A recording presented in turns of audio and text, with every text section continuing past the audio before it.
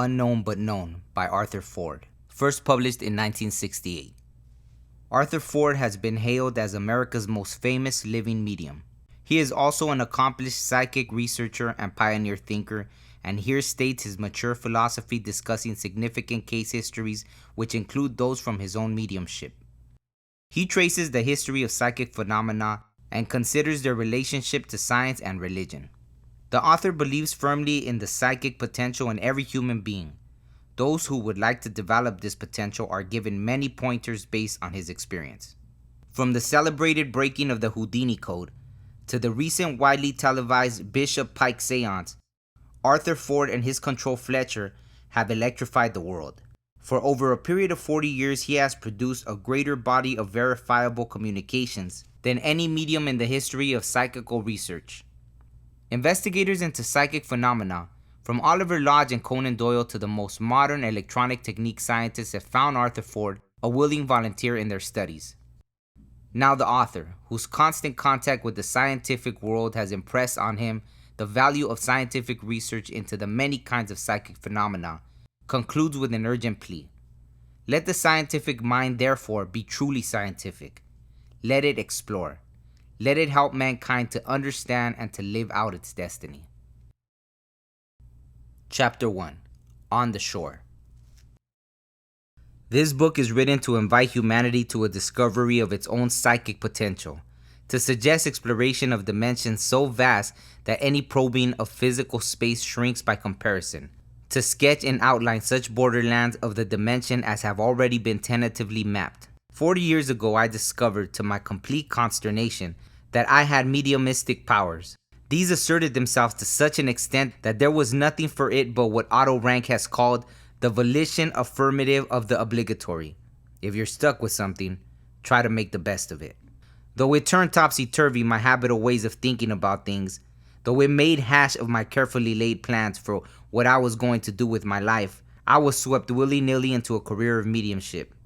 Over the years, my imposed vocation has brought many rewards, not the least of which is a day-to-day acquaintance with things most people of our time would consider extraordinary. Only the other day, 3 Vietnam veterans from Fort Bragg came to see me. They were just out of an army hospital. All had survived very serious wounds. They told me of their experiences. There had been 6 American soldiers in a Vietnam dugout when an enemy artillery shell struck. 3 of the soldiers had been killed instantly, their bodies so hideously scrambled that it required only a glance to see that the survival of any one of them was utterly impossible. The other 3 were so seriously wounded physically that only prompt medical attention could save them. They were stunned by the shell's concussion. In this condition, 3 saw the body of one of their dead comrades pull itself together and stand erect. They distinctively heard his voice say, "I will die, but you will be saved." The body then seemed to return to its disintegrated condition, until later, when they were able to compare experiences, each of the 3 had assumed that he had been dazed by the explosion and was hallucinating. Within minutes, a helicopter rescue crew arrived and took the 3 survivors to a field hospital, saving their lives. The copter pilot explained how he happened to arrive so promptly. "I was cruising at about 3,000 feet when I heard a loud voice at my ear. 'There are 3 wounded men in a dugout directly under you. Pick them up.' I am accustomed to obeying orders. I dropped straight down. When I was close to the ground, I saw the men, landed and picked them up." Let us consider what this episode, only one of a great many like it, implies. First, the existence of some kind of functioning body besides the physical one. Second, communication between people considered dead and people who are living. Third, a driving desire for loving service of such force that it can transcend physical circumstances usually considered immutable. How can such a thing happen? That it did happen, despite the absence of laboratory conditions of observation, cannot reasonably be questioned. We know it happened, not only because of the unassailable veracity of those who reported it, but because it falls solidly within a category of things that happen regularly, sometimes under conditions where objective verification is possible. It belongs in a class of events that have been occurring since man's first arrival on Earth and will recur innumerable times. Some, including myself, consider them part of the natural law governing man's psychophysical nature. Parapsychologists call these cases moment of death stress phenomenon. a category delineated by a great body of evidence of both the subjective and objective kinds. Why, if such dramatic things happen so often, do so few people in our time really believe they happen at all? It is just this question and those other questions that cluster so closely about this central one that this book undertakes to answer. What is the source of our obstinate and almost universal disbelief? Whose interests are served by routinely denying what is routinely demonstrated? What great fear inhibits us from accepting the truths that would liberate man into a new and higher level of consciousness? What keeps us from exploring the great ocean on whose shore we stand? What stops us from moving bravely and candidly into the meditative dimension? Because the circumstances of my life have thrust me against them in a way that has made them inescapable, I have been obliged to give long consideration to these questions.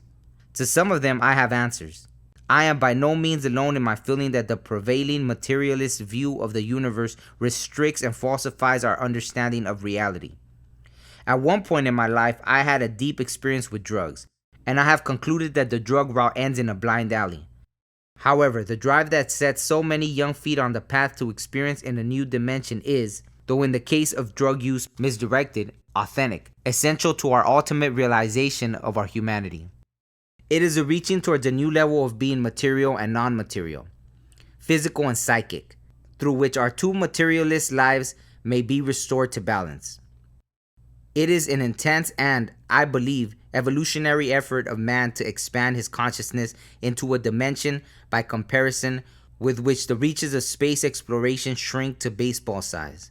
The same spiritual vitamin is also sought often with real success in the new interest of young people in drugless meditation. It is certainly the theme of Spiritual Frontiers Fellowship, the society of inner exploration that has absorbed so many of my own interests and effort in recent years. Although even as a small boy I always seemed to have a pretty clear notion of what people around me were thinking, I assumed everybody had such insights and felt myself in no way different. I had no experiences I had to put down as clearly psychic until I was 22 years old. I was born in Titusville, Florida, population 300, and spent my boyhood in Fort Pierce in the same state. My mother, though very Baptist, allowed me to be baptized in the church of my father, who was a steamboat captain and one of those ardent, non-church attending Episcopalians. A good deal of my boyhood was centered around the Baptist church. I was playing the piano at young people's meetings at 12, and it was more or less taken for granted that I'd go into the ministry. I was read out of the Baptist church when I was 16, however, because of certain Unitarian notions which, in the opinion of my elders, had corrupted my Baptist faith. In 1917, I joined the Christian church and enrolled at Transylvania University in Lexington, Kentucky. When America entered World War I joined the Army and was sent to Camp Grant. It was here that my first major psychic experience came upon me. During the peak of the 1918 influenza epidemic, several Camp Grant soldiers died of the disease every night. One morning I awoke with the names of those who had died in camp during the night-ridden playing before my eyes. When units of my division were sent into combat in France, I was not sent overseas. I dreamed with infallible correctness the casualty lists before they were published. I was greatly disturbed by the new and unmasked gift. When I returned to Transylvania in 1919, I sought the help of a friendly and learned professor of psychology. During the following years under his guidance, I learned most of what was then known about parapsychology. Most of this was recorded in the transactions of the Society for Psychical Research of Great Britain. These archives remain an invaluable source of information. Meanwhile, I continued my preparation for the ministry. I was ordained when I was 25 years old. After serving a Kentucky parish, I was briefly and unsatisfactorily married, then divorced. My mediumship by this time had taken over more and more of my life. In 1924, I went to New York, where I found myself much in demand for platform appearances as a lecturer and demonstrator of psychic phenomena. When I was 27 and just beginning to gain enough command of my psychic resources, so I felt some assurance of being able to manage seances and platform appearances with some regularity of success, I acquired a very important partner in my work. It happened quietly, abruptly, without preliminaries, indeed without my knowing it, since I was in trance at the time and I never remember anything from the trance state, which in my case resembles dreamless sleep. In one of my seances during this period, a discarnate personality identifying himself simply as Fletcher announced that henceforth he would function as my permanent partner on the unseen plane. In all seances since that time, Fletcher has invariably come on first and opened proceedings by introducing himself. Then he acts as master of ceremonies, preparing the way for whatever discarnate guest may have been attracted to the particular sitting. During a number of seances of this period, Fletcher dropped bits of information about himself. These were passed on to me until finally I came to know quite a bit about my invisible partner. It turned out that Fletcher had been one of the French-Canadian youngsters, in parentheses, sitters tell me he still speaks with a French accent, end of parentheses, who lived across the river from my boyhood home in Florida. His family later moved to Canada. He had been drafted in World War I and killed in action. So that everything might be verified, he gave names and addresses of his Earthside family and details of his army units and military record. That there had been indeed such a person matching in every detail the information Fletcher had given about himself was checked out in existing records. Shortly after the beginning of my association with Fletcher, events propelled us into worldwide headlines. The magician Harry Weiss, known as Houdini, had been a famous performer during the 1920s and is ranked among the all-time greats of magic. After the death of his mother, to whom he was deeply attached, he attempted communication with her through mediums. This field was and is marred at times by fraud. Houdini, a hard man to fool, was infuriated and embarked on a campaign of exposure of fake mediums that made headlines again and again. He had seen enough, however, to allow the possibility that not all mediums were frauds and spirit communication might be possible. Before he died in 1926, he arranged with his wife Beatrice that whoever died first would communicate with the survivor. If communication were found possible at all by means of a code they had used to communicate information during one of their early vaudeville acts. It was a complicated set of signals using an old popular song as key, and known only to themselves. In a case that has since become one of the classics of parapsychology, Fletcher began in a series of sittings which commenced in February 1928 to bring in messages purporting to be from Houdini. The news was an instant sensation in the press. Every session after the first was attached by an editor of the Scientific American, where the entire case was ultimately published and taken down by a stenographer. Beatrice Houdini testified when the long sequence was completed that the message was the one she and her deceased husband had agreed upon, and that it had been transmitted in their private code. Fletcher and I found ourselves world famous overnight. We were praised in the press of 2 continents and denounced by skeptics from coast to coast.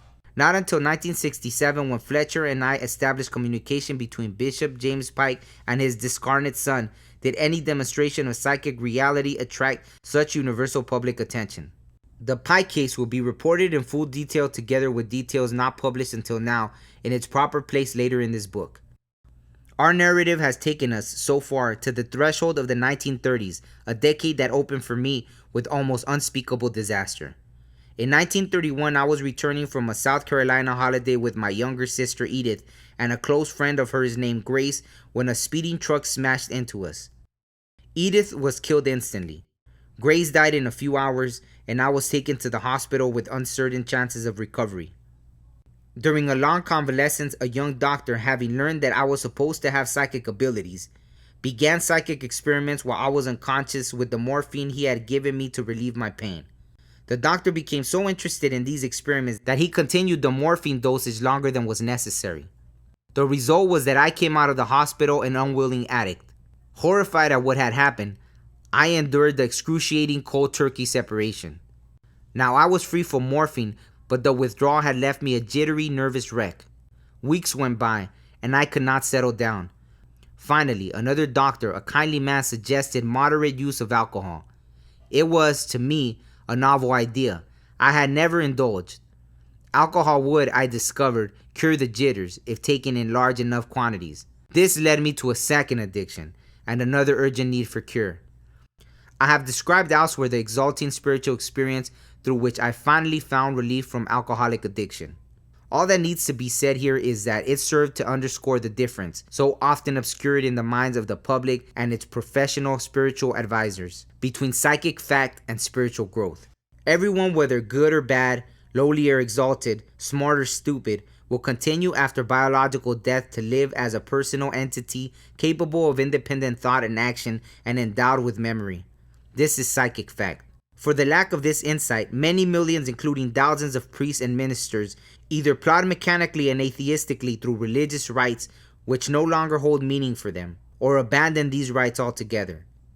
And everyone, whatever his level of psychic insight, must, if he is to realize his true potential as a person, labor to rise from envy, greed, fear, pride, resentment, and the other destructive emotions towards love, understanding, compassion, and the other harmonious emotions. This is spiritual growth. Fear hinders this growth. Life cannot be lived freely and abundantly when it is in daily, even hourly fear of extinction. The greatest gift to life is removal of fear of death. This is the conviction of the finest psychically gifted souls I have encountered in 40 years of mediumship. It is the thought of the Hindu firewalkers of India. I have seen them stride unharmed through a long trench of coal so hot after days of stoking that ordinary people could not approach within 10 feet without being scorched.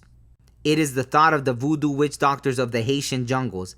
I have been present when they have manifested overwhelming psychic force. It is the thought of the great intellectually oriented psychic researchers. I worked with Oliver Lodge and Conan Doyle when they were on this side, and through Fletcher after they had passed over. I have been wired with the same electronic equipment used on astronauts to learn something about space medicine. With the best of these scientists, the message has always been the same. Life continues after what we have been calling death.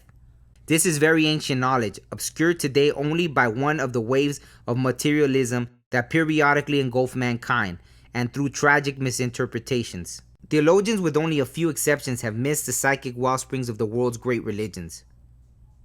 They have defined as strict prohibitions warnings originally intended as safeguards of the purity of the psychic stream. An example is this Old Testament admonition of Leviticus: do not turn to mediums.